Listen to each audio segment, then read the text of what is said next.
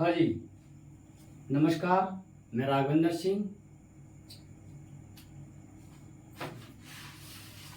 आज हम देखेंगे कक्षा 10 में अध्याय नंबर जो 12 है, जिसका नाम है पृष्ठीय क्षेत्रफल। जिसका नाम है पृष्ठीय क्षेत्रफल।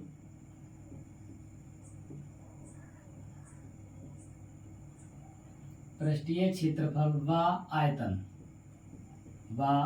आयतन। इस टॉपिक से संबंधित हम पृष्ठीय क्षेत्रफल में दो चीजें पढ़ेंगे, वक्र पृष्ठ और संपूर्ण पृष्ठ क्या होता है। दूसरे नंबर में पढ़ेंगे आयतन क्या होता है। उनमें से हम इस अध्याय में कौन कौन सी चीजें पढ़ेंगे। पहले का नाम होगा घनाभ, दूसरा हम पढ़ेंगे घन, तीसरा हम पढ़ेंगे बेलन, अगला नंबर हम पढ़ेंगे शंकु। फिर पढ़ेंगे हम गोला। गोला के बाद लास्ट नंबर हम पढ़ेंगे अर्धगोला।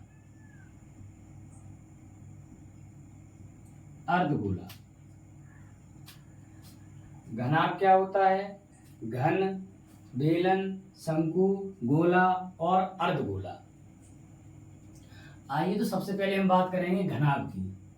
सबसे पहले पॉइंट पे अगर हम बात करें तो हम बात करेंगे घनाभ की।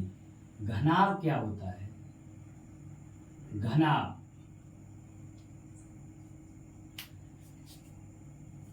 घनाभ का मतलब होता है, घनाभ की डेफिनेशन अगर हम देखें तो डेफिनेशन लिख सकते हैं क्या? छह आयताकार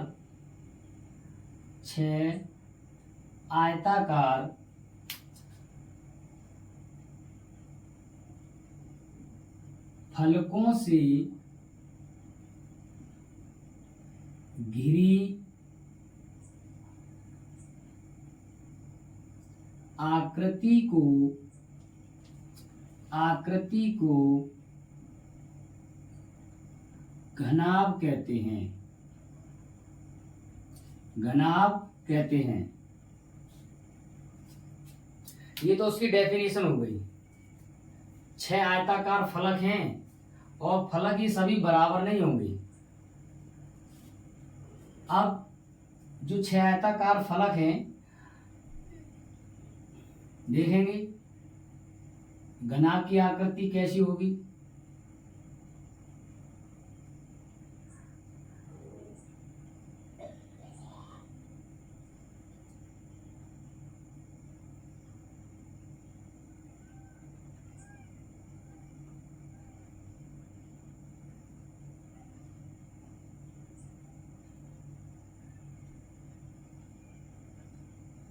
इस आकृति की अगर कोई वस्तु हमें दिखाई दे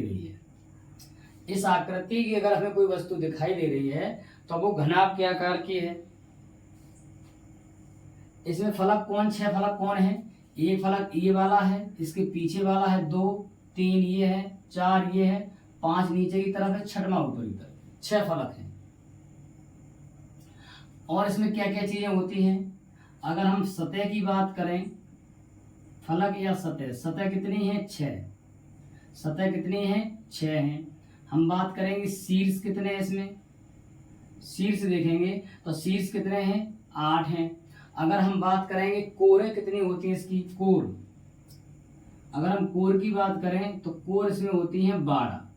कोर कितने होती हैं? 12। सतह देखेंगे 1, इसके पीछे 2, 3, 4, 5 और 6।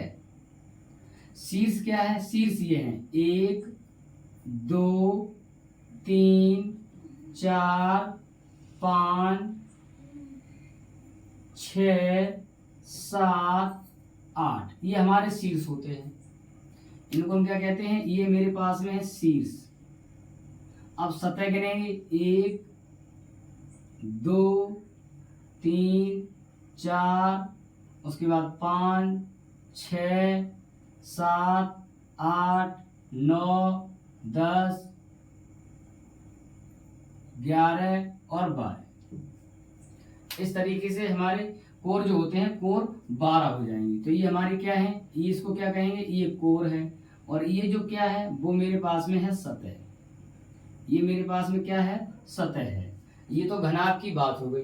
ऐसा ये घनाभ में एक बात और होती है क्या, कि घनाभ में लंबाई, घनाभ में कह सकते हैं लंबाई व चौड़ाई व ऊंचाई क्या होती है, बराबर नहीं होती है, बराबर नहीं होती है, बराबर नहीं होती है, ये बराबर नहीं होती है। जैसे मान के चलो हमारा ये कमरा है, ये घनाभ के आकार का है, जिसमें क्या है, लंबाई है, ठीक है, चौड़ाई है और ऊंचाई है। उसके साथ साथ हमारे पास में रखा डस्टर है, देखेंगे ये डस्टर, ये भी एक घनाभ के आकार का है। देखेंगे इसमें क्या है, ये लंबाई है, ये चौड़ाई है, ये ऊंचाई है। तो जिसमें तीन लंबाइयां, लंबाई चौड़ाई ऊंचाई हो, तो वो वस्तु हमेशा घनाभ के आकार की कहलाती है, घनाभ कहलाती है। अब हम निकालेंगे क्या, घनाभ का आयतन क्या होता है। पहले नंबर निकालेंगे हम क्या, हम निकालेंगे घनाभ का पृष्ठीय क्षेत्रफल। क्या निकालेंगे, पृष्ठीय क्षेत्रफल। दूसरे नंबर पे हम निकालेंगे क्या, घनाभ का संपूर्ण पृष्ठीय क्षेत्रफल। तीसरे नंबर पे हम पढ़ेंगे क्या, घनाभ का आयतन। क्या पढ़ेंगे, घनाभ का आयतन।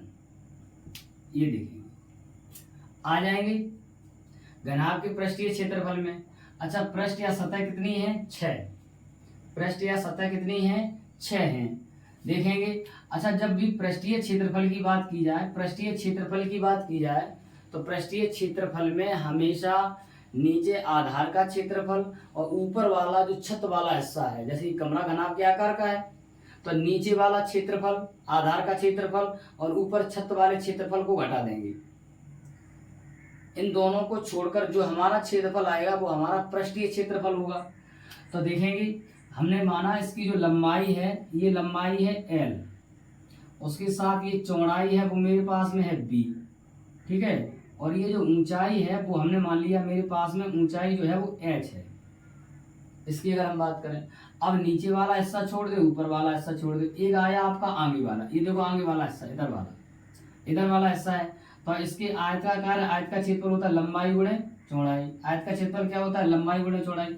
एक पृष्ठ ये है और एक इसके पीछे है, तो पृष्ठ कितने हो जाएंगे, 2। आयत का क्षेत्रफल क्या हो जाएगा, लंबाई गुणे चौड़ाई। इसकी चौड़ाई क्या है, H है, प्लस कर देंगे। अब ये वाला देखेंगे, एक ये पृष्ठ है और एक ये पृष्ठ है, तो इसका क्षेत्रफल निकालेंगे तो क्या हुआ, B गुणे H। देखेंगे B गुणे H, तो ये भी हो जाएगा मेरे पास में क्या, 2 ब्रैकेट में हो जाएगा B गुणा हो जाएगा H, गुणा क्या हो जाएगा, H हो जाएगा।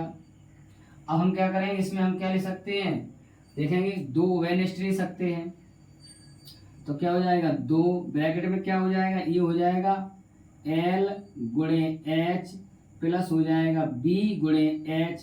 कहीं कहीं पर ये भी होता है, H को भी कॉमन ले लेते हैं, तो हो जाता है L गुणे B।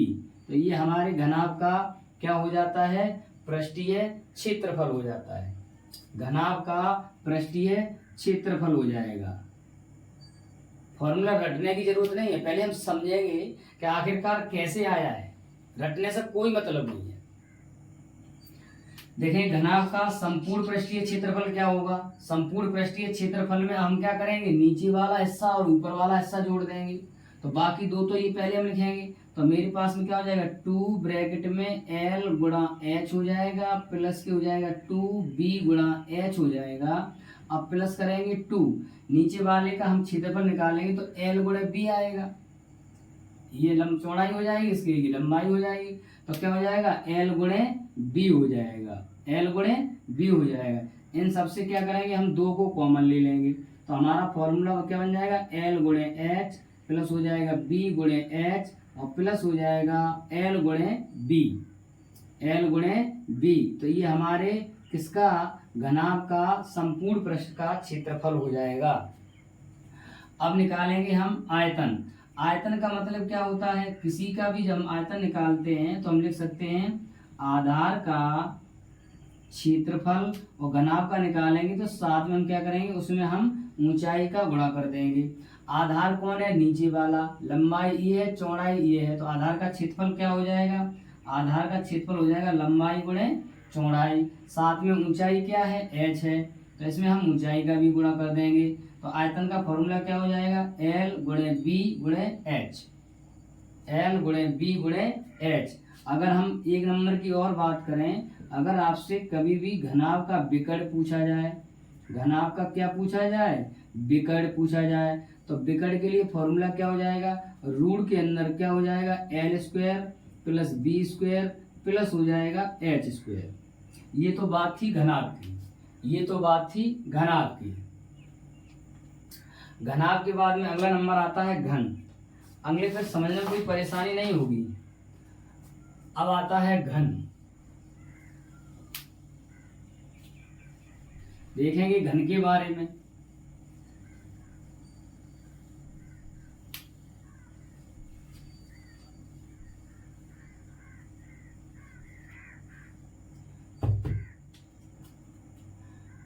घनाभ और घन में यही अंतर है कि घनाभ की भुजाएं बराबर नहीं होती हैं, जबकि घन की भुजाएं बराबर होती हैं, घन की भुजाएं बराबर होती हैं। घन की भुजाएं कैसी होती हैं, बराबर होती हैं। जो मेरे पास में घन होगा तो घन की भुजाएं सभी बराबर होती हैं। यही घन और घनाभ में अंतर है, घन और घनाभ में अंतर है। इसमें भी वही कहानी है, शीर्ष ये हो जाएगा, कोर ये हो जाएगी और सतह या फलक ये हो जाएगी, बात वही है, सब सेम। लेकिन ये क्या है, माना कि सबकी भुजा ए है, ये भी भुजा ए है, ये भी भुजा ए है और मेरे पास में ये भी भुजा ए है, क्योंकि इसमें घनाभ में लंबाई चौड़ाई और ऊंचाई कैसी होती हैं, बराबर होती हैं। भुजाएं कैसी होती हैं, समान होती हैं। अगर हम इसका भी हम निकालेंगे पृष्ठीय क्षेत्रफल, अगर हम निकालें क्या, घन का पृष्ठीय क्षेत्रफल, तो घन का पृष्ठीय क्षेत्रफल क्या हो जाएगा, घन का पृष्ठीय क्षेत्रफल क्या हो जाएगा, इसमें ऊपर वाला हिस्सा छोड़ दे, नीचे वाला छोड़ दो, तो कितने बचे हैं, कितने पृष्ठ बचे हैं, 4, 1 2 3 और एक आगे का 4। प्रत्येक का क्षेत्रफल तो 4 का गुणा कर दो, और प्रत्येक का क्षेत्रफल क्या हो जाएगा, भुजा गुणे भुजा, यानी कि भुजा पे क्या हो जाएगा, स्क्वायर। तो घन का पृष्ठीय क्षेत्रफल क्या आ गया, 4a स्क्वायर हो जाएगा, जहाँ a क्या है, भुजा है। अब दूसरे नंबर पे हम क्या निकालेंगे, हम निकालेंगे संपूर्ण पृष्ठीय क्षेत्रफल, संपूर्ण पृष्ठीय क्षेत्रफल। तो जो संपूर्ण पृष्ठीय क्षेत्रफल निकालेंगे, अब हम क्या करेंगे, ऊपर वाला हिस्सा नीचे वाला हिस्सा जोड़ देंगे, तो 4 में 2 जोड़ देंगे, कितना हो जाएगा, 6, और प्रत्येक का क्षेत्रफल क्या है, भुजा स्क्वायर है, तो इसका फॉर्मूला क्या हो जाएगा, 6a पे स्क्वायर हो जाएगा। अगर हम बात करें इसके आयतन की, अगर हम बात करें घन के आयतन की, घन का आयतन, तो आयतन क्या हो जाएगा, आयतन क्या हो जाएगा बताओ, आयतन क्या हो जाएगा, भुजा पे क्यू, आयतन क्या हो जाएगा, भुजा गुणे भुजा, यानी कि लिख सकते हैं ए गुणा ए, तो यानी कि हो जाएगा भुजा पे क्यू, क्या हो जाएगा, भुजा पे क्यू। अगर हमें निकालना है घन का विकर्ण, क्या निकालना है, घन का विकर्ण, अगर हमें विकर्ण निकालना है तो विकर्ण कितना हो जाएगा, विकर्ण हो जाएगा √3 और उसमें गुणा कर देंगे हम किसका, भुजा का, तो इसे लिख सकते हैं √3a, ये हमारा हो जाएगा घन का विकर्ण। इस तरीके से हमें ये घन के बारे में पता चला। घन में भी सतह कितनी होती है, 6, कोर कितनी होती है, 12, शीर्ष कितने होते हैं, 8, और इसमें विकर्ण 4 होते हैं। घन में विकर्ण कितने होते हैं, 4। अब हम बात करेंगे इसके बाद बेलन की, इसके बाद हम बेलन की बात करेंगे। तो बेलन की जो आकृति है, अगर हम बात करेंगे बेलन की, बेलन क्या होता है, बेलन। बेलन की आकृति इस तरीके की होती है, बेलन की आकृति इस तरीके की होती है। ये आकृति बेलनाकार कहलाएगी। ये ऊंचाई हमने इसकी h मान ली, इसकी जो त्रिज्या है यहाँ तक वो त्रिज्या हमने r मान ली। ये त्रिज्या मेरे पास में r है। इसके बाद हमने पढ़ेंगे पहले क्या, बेलन का आयतन। बेलन का आयतन, आयतन क्या हो जाएगा, बेलन का आयतन क्या हो जाएगा, इसकी आधार का क्षेत्रफल, आधार का क्षेत्रफल क्या हो जाएगा, पाई आर स्क्वायर गुणा हो जाएगा ऊंचाई का, तो फॉर्मूला क्या हो जाएगा, पाई आर स्क्वायर एच। बेलन के आयतन का फॉर्मूला क्या हो जाएगा, पाई आर स्क्वायर एच। अब हम बात करेंगे बेलन के वक्र पृष्ठ की। अगर हम बात करें बेलन के वक्र पृष्ठ की, तो वक्र पृष्ठ क्या होगा, वक्र पृष्ठ क्या होगा, वक्र पृष्ठ क्या होगा, 2 पाई आर गुणा हो जाएगा एच। तो यहाँ पर हो जाएगा 2 पाई आर एच। अच्छा 2 पाई आर एच कैसे कहाँ से आया, देखेंगे एक बार 2 पाई आर एच कहाँ से आया। जैसे मान लो मेरे पास में ये कागज है, जैसे मान लो मेरे पास में ये कागज है, इसको मोड़ के हमने बेलन बना दिया। इसको मोड़ के देखेंगे हमने बेलन बना दिया। ये देखो बेलन बन गया है, ये बेलन बन गया है, ये देखेंगे बेलन बना है। इसके बाद में ये मेरे पास में क्या है, ऊंचाई है और इसकी ये त्रिज्या है। अब हम क्या करेंगे, अगर त्रिज्या है इसको हम अगर खोल देंगे, यहाँ से काट देंगे तो इस तरीके की आकृति बन जाएगी, ये आकृति बन जाएगी। तो इसका जो क्षेत्रफल है, तो क्षेत्रफल क्या है, ये क्या है लंबाई, ये क्या है चौड़ाई, चौड़ाई क्या हो गई h, लंबाई क्या है, लंबाई कैसे निकालेंगे, ये लंबाई अगर हम जब इसको मोड़ देंगे, जब इसको यहाँ पर मोड़ रहे हैं तो यहाँ पर देखेंगे, यहाँ पर ये क्या बन रहा है, वृत्त बन रहा है, ये क्या बन रहा है, वृत्त बन रहा है। तो वृत्त की परिधि का फॉर्मूला क्या होता है, 2 पाई आर। वृत्त की परिधि क्या होती है, 2 पाई आर। तो यहाँ पर हमने 2 पाई आर और उसकी जो लंबाई उसको गुणा कर दिया h का, इसलिए हमारा फॉर्मूला बन गया 2 पाई आर h। उसके बाद तीसरे की हम बात करेंगे बेलन का संपूर्ण पृष्ठ। अगर हम बात करें बेलन का संपूर्ण पृष्ठ, बेलन का संपूर्ण पृष्ठ की अगर हम बात करें तो बेलन का संपूर्ण पृष्ठ क्या होगा। अब देखो इसमें आधार का क्षेत्रफल और जोड़ देंगे, नीचे वाला आधार का क्षेत्रफल जोड़ देंगे, किसमें किसमें जोड़ देंगे, वक्र पृष्ठ में। तो 2 पाई आर एच प्लस कर देंगे pi r square, pi r square. अब ऊपर का भी आधार का क्षेत्रफल जोड़ देंगे, तो फिर जोड़ देंगे कितना, पाई आर स्क्वायर कर देंगे। तो यहाँ इन्हें सॉल्व करेंगे तो 2 पाई आर एच और ए को एक जोड़े तो कितना हो जाएगा, 2 पाई आर स्क्वायर।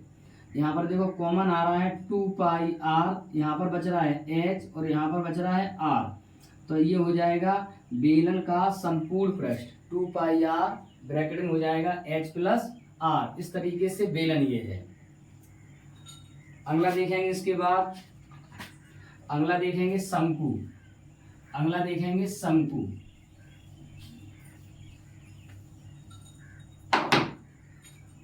शंकु क्या होता है,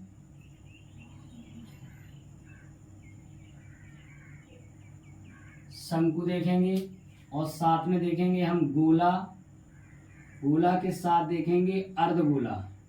अर्ध माने आधा। शंकु की आकृति, शंकु की आकृति इस तरीके की होती है, जैसे जन्मदिन वाली टोपी हो या फिर जोकर की टोपी हो।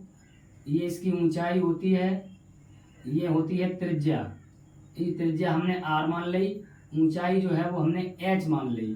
और एक इसमें तीसरी ऊंचाई होती है तिर्यक ऊंचाई, जिसका नाम होता है तिरछी ऊंचाई। ऊंचाई देखें तो ऊंचाई मेरे पास में क्या है, h है। अगर हम बोले तिर्यक ऊंचाई, तिरछी ऊंचाई, तो तिर्यक जो ऊंचाई है वो मेरे पास में l है। अगर हम बात करें त्रिज्या की, अगर हम बात करें त्रिज्या की, तो त्रिज्या मेरे पास में r है, त्रिज्या मेरे पास में r है। हम बात करेंगे शंकु का वक्र पृष्ठ। हम बात करेंगे वक्र पृष्ठ की। अगर शंकु के वक्र पृष्ठ की बात करें तो वक्र पृष्ठ तो तुम्हें याद ही रखना पड़ेगा, पाई आर एल, पाई आर एल। अब दूसरे नंबर की बात करेंगे संपूर्ण पृष्ठ की। संपूर्ण पृष्ठ, तो अगर संपूर्ण पृष्ठ की अगर हम बात करें तो संपूर्ण पृष्ठ में हम देखेंगे क्या कि पाई आर एल पाई आर एल, इसमें नीचे का आधार का क्षेत्रफल जोड़ देंगे तो पाई आर स्क्वायर हो जाएगा। तो यहाँ पर हम क्या करेंगे, पाई आर कॉमन ले लेंगे, यहाँ बचेगा एल प्लस आर, तो ये हमारे पास हो जाएगा संपूर्ण पृष्ठ। तीसरे की अगर हम बात करें तो शंकु का आयतन, क्या, शंकु का आयतन। अगर हम शंकु के आयतन को देखें तो आयतन अगर त्रिज्या और ऊंचाई बराबर है बेलन के, बात समझे, अगर त्रिज्या और ऊंचाई बराबर है बेलन के तो शंकु का आयतन बेलन के आयतन का कितना होता है, 1/3 होता है। कितना होता है, 1/3 पाई आर स्क्वायर एच। तो ये हो जाएगा शंकु का आयतन। और साथ में ही अगर हम बात करें शंकु की तिर्यक ऊंचाई, चौथे नंबर पे बात करें शंकु की तिर्यक ऊंचाई, शंकु की तिर्यक ऊंचाई की बात करें तो ऊंचाई क्या हो जाएगी, एल बराबर क्या हो जाएगी, एल बराबर रूट के अंदर हो जाएगा एच स्क्वायर प्लस के हो जाएगा आर स्क्वायर। वो कहाँ से निकलेगा, देखेंगे ये यहाँ पर एक त्रिभुज बन रहा है, ये त्रिभुज बन रहा है, यहाँ पर देखेंगे ये जो त्रिभुज बन रहा है एक समकोण त्रिभुज। समकोण त्रिभुज में कर्ण निकालेंगे तो कर्ण हम पढ़ चुके हैं, कर्ण बराबर क्या होता है, लंब वर्ग प्लस आधार पे वर्ग के अंदर। तो इस तरीके से तिर्यक ऊंचाई आ जाएगी। अब हम बात करेंगे गोला। गोला मेरे पास में ये है और गोला की त्रिज्या क्या है, गोला की त्रिज्या है आर। हम बात करेंगे अर्धगोला की। अर्धगोला का मतलब हो जाएगा आधा गोला। जैसे अच्छा, गोला और वृत्त में अंतर होता है। वृत्त जो होती है जैसे हमारी साइकिल का पहिया या चूड़ी, ये वृत्ताकार होती हैं, जबकि गोला जो होता है वो गेंद के आकार का होता है। गेंद है, फुटबॉल है, तो ये गोला होते हैं गेंद के आकार के। इसकी त्रिज्या कितनी है, आर है। अगर हम बात करें क्या, गोले का पृष्ठीय क्षेत्रफल, अगर बात करें गोले का पृष्ठीय क्षेत्रफल तो पृष्ठीय क्षेत्रफल क्या हो जाएगा, 4 पाई आर स्क्वायर हो जाएगा। अगर हम बात करें गोले का संपूर्ण पृष्ठ, संपूर्ण पृष्ठ की बात करें तब भी हमारा यही रहेगा, 4 पाई आर स्क्वायर रहेगा। अगर हम गोले के आयतन की बात करें, गोले का जो आयतन होगा वो हो जाएगा 4/3 पाई आर पे क्यू। ये तो बात हो जाएगी गोले के लिए। अब बात करेंगे अर्धगोला के लिए। अर्धगोला का मतलब आधा गोला है, उसकी त्रिज्या भी आर है। त्रिज्या क्या है, आर है। तो अगर हम वक्रपृष्ठ की बात करें, अगर हम वक्रपृष्ठ की बात करें तो वक्रपृष्ठ आधा है तो हर चीज आधी हो जाएगी। तो यहाँ पर क्या हो जाएगा, 2 पाई क्या हो जाएगा, आर पे स्क्वायर हो जाएगा। क्या हो जाएगा, आर पे स्क्वायर हो जाएगा। अगर हम बात करें संपूर्ण पृष्ठ की, बात करें संपूर्ण पृष्ठ की तो संपूर्ण पृष्ठ में 2 पाई आर स्क्वायर ही रहेगा और आधार का क्षेत्रफल और जुड़ जाएगा इसमें, तो हो जाएगा पाई आर स्क्वायर। तो यानी कि इस तरीके से हम कह सकते हैं 3 पाई आर स्क्वायर। क्या कह सकते हैं, 3 पाई आर स्क्वायर, बार बार वही लिखा है, 3 पाई आर स्क्वायर हो जाएगा। अगर हम बात करें आयतन की,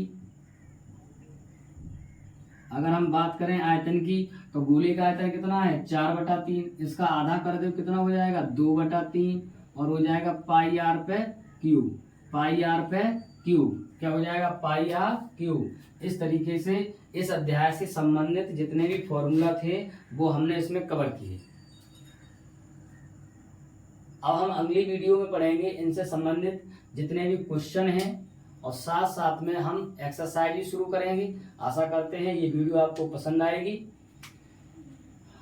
इसके साथ साथ भी हमारे चैनल को सब्सक्राइब करें, लाइक करें और ज़्यादा से ज़्यादा शेयर करें। तब तक के लिए जय हिंद।